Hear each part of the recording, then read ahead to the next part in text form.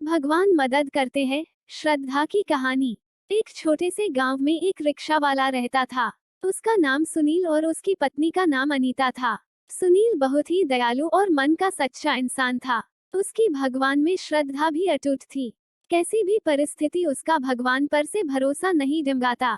वो रोज auto rickshaw चलाकर लोगों को उनके घर लेकर जाता था। छोटे बच्चों से लेकर बड़ों तक सभी से उसका बर्ताव अच्छा था। अच्छे स्वभाव की वजह से सैकड़ों लोग उसे पहचानने लगे थे। आधी रात भी अगर किसी को आवश्यक काम के लिए बाहर जाना पड़े तो वह नेक इंसान तैयार हो जाता था। रात के समय भी औरतें भरोसे के कारण इस रिक्शा चालक की रिक्शा में ना डरते हुए जाती थी। वो एक दयालु मन का इंसान था। सभी गांव वाले उसे बहुत प्यार करते थे। उसे 3 लड़कियां थी, चांदनी, सलोनी और अंकिता। वह तीनों पढ़ाई कर रही थी। बड़ी लड़की की पढ़ाई पहले से ही पूरी हो चुकी थी। सुनील ने अपनी बड़ी बेटी चांदनी की 12वीं तक पढ़ाई करवाई थी। बाकी की 2 लड़कियां पढ़ाई कर रही थी। उम्र होते ही उसने अपनी बड़ी बेटी की शादी करने का निश्चय किया। भगवान ने दिया हुआ उसके पास जो भी था वो उसके लिए काफी था। रिक्शा चालक ने अपनी बड़ी बेटी की शादी एक अच्छी जॉइंट फैमिली में तय की। उसके ससुराल वालों ने शादी की तारीख निश्चित की थी। रिक्शा चालक ने अपनी बेटी की शादी के लिए पैसे जमा करने के लिए रात दिन मेहनत की थी।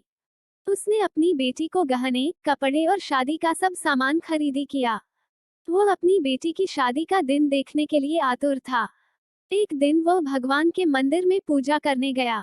मंदिर में पूजा करते हुए वह बोलने लगा, हे भगवान, मेरी बेटी की शादी जल्द होने वाली है। मेरी बेटी की शादी का सामान खरीदी करते समय मुझे कभी भी कोई कमी नहीं हुई। आपके दयालुपन से सब ठीक चल रहा है। सब सामान भी आ गया है। खाद्य पदार्थ भी पहुंच गए हैं। उसने इन सभी के लिए भगवान का उपकार माना और उन्हें धन्यवाद किया। शादी को 2-3 दिन बचे थे।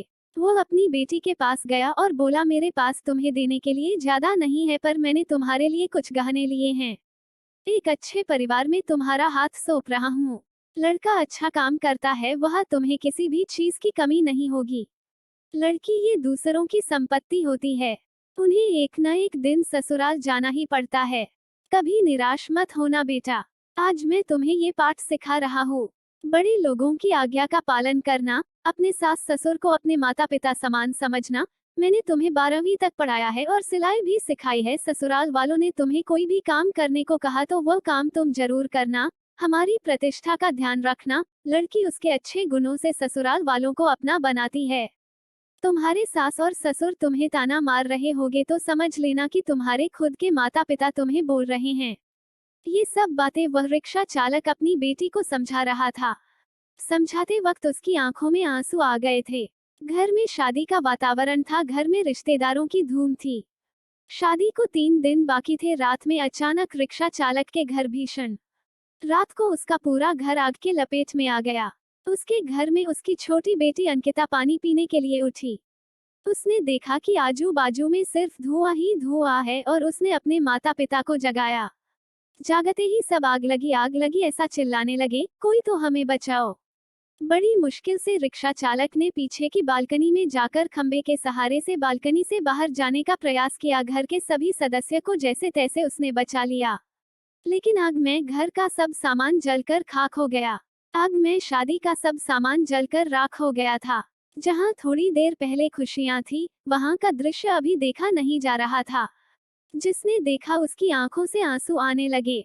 सब सोचने लगे, बेचारा अब क्या करेगा। चांदनी उसके पिता की तरफ दौड़ते हुए गई और बोली, पापा निराश मत हो। पापा थोड़ी भी चिंता मत करो, ये सब मेरे नसीब में लिखा था। बुरे वक्त में हम हार नहीं मानेंगे। मैं आपका लड़का नहीं हूं तो क्या हुआ। आपने हमें लड़कों के जैसे पालन पोषण करने में कोई कसर नहीं छोड़ी। सलोनी और अंकिता ये दोनों भी उठ गई थी। वो दोनों भी अपने पिता के पास जाकर खड़ी हो गई। पापा, हम सब आपकी शक्ति है। हम तीनों ही आपकी बेटियां नहीं, बेटे हैं। आज से हम भी आपके साथ काम करेंगे। चांदनी बोली, अगर वो लड़का मुझे सच्चा प्यार करता होगा तो ये सब देखकर भी वो शादी के लिए तैयार होगा। जो भी होगा वह मैं आनंद से स्वीकार कर लूंगी। चिंता मत कीजिए। तीनों बेटियों ने मिलकर अपने पापा को समझाया। आजू बाजू के सब लोग इकट्ठा हुए। साथ में बोल रहे थे कि ससुराल वालों को क्या जवाब दोगे। जो आया वह शोक व्यक्त करके चला जाता था। सुनील के घर के पास लोगों की भीड़ जमा हुई थी। सभी बोलने लगे कि आपने अच्छे काम करके पैसे कमाए थे। सुनील बोला, कदाचित भगवान की यही इच्छा होगी। तभी उसकी पत्नी अनीता आई और बोली कि आप बस भगवान का नामस्मरण करते रहो, आपके भगवान ने आपको बदले में ये सब दिया है। अब इस घर में कभी भी भगवान का नाम नहीं लेना। तभी सुनील उससे बोला, तुम नसीब वाली हो जो भगवान मदद करते हैं। श्रद्धा की कहानी। एक छोटे से गांव में एक रिक्शा वाला रहता था। उसका नाम सुनील और उसकी पत्नी का नाम अनीता था। सुनील बहुत ही दयालु और मन का सच्चा इंसान था। उसकी भगवान में श्रद्धा भी अटूट थी। कैसी भी परिस्थिति उसका भगवान पर से भरोसा नहीं डिमगाता।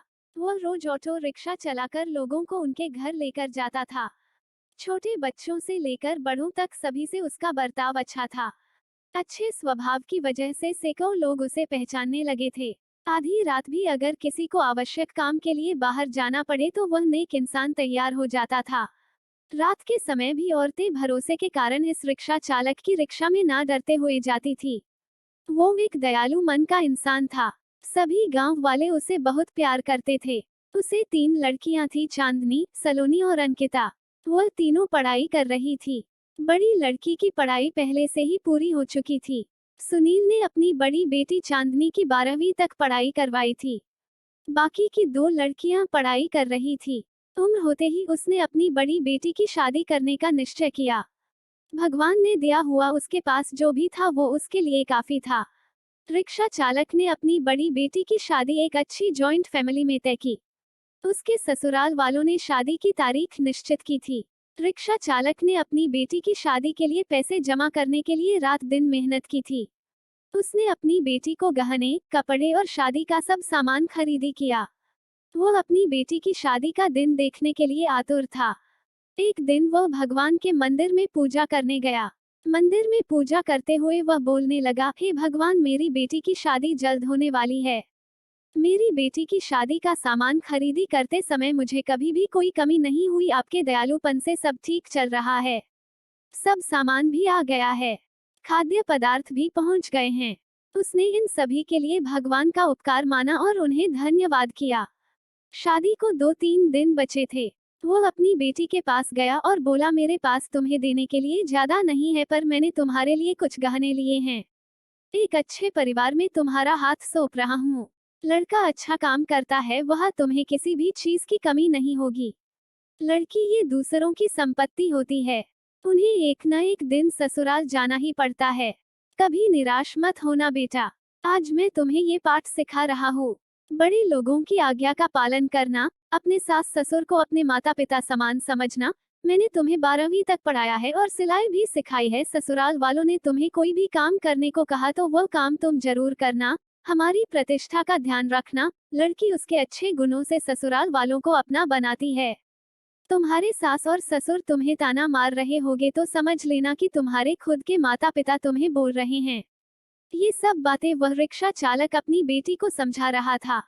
समझाते वक्त उसकी आंखों में आंसू आ गए थे। घर में शादी का वातावरण था। घर में रिश्तेदारों की धूम थी।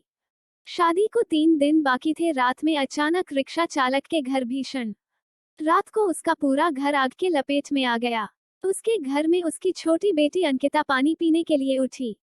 उसने देखा कि आजू बाजू में सिर्फ धुआं ही धुआं है और उसने अपने माता पिता को जगाया। जागते ही सब आग लगी ऐसा चिल्लाने लगे, कोई तो हमें बचाओ। बड़ी मुश्किल से रिक्शा चालक ने पीछे की बालकनी में जाकर